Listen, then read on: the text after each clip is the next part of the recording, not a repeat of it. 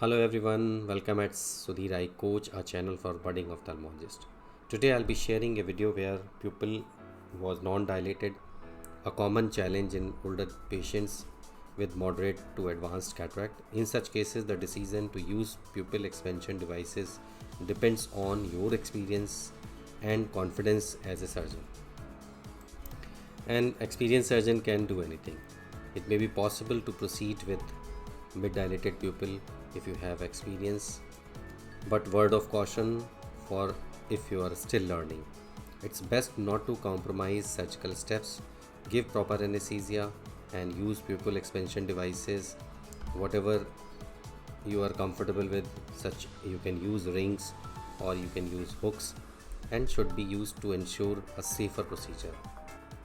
Attempting phacoemulsification without adequate pupil dilation can lead to iris catch, iris trauma, and making the surgery more difficult and potentially causing different post-operative complications like macular edema.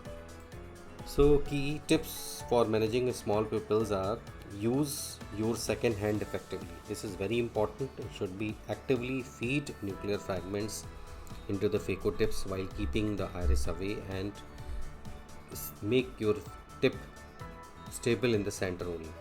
Second, as I said, keep the phaco tip in the center. Avoid chasing fragments aggressively or going under the iris. Third is be patient and controlled.